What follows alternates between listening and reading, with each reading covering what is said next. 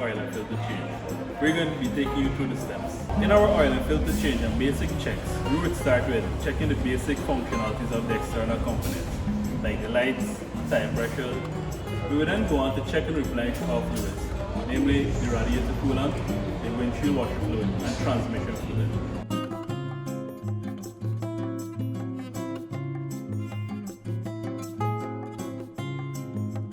While the car is on the lift, we proceed to drain the oil, change the oil filter, check the suspension and the brake pads.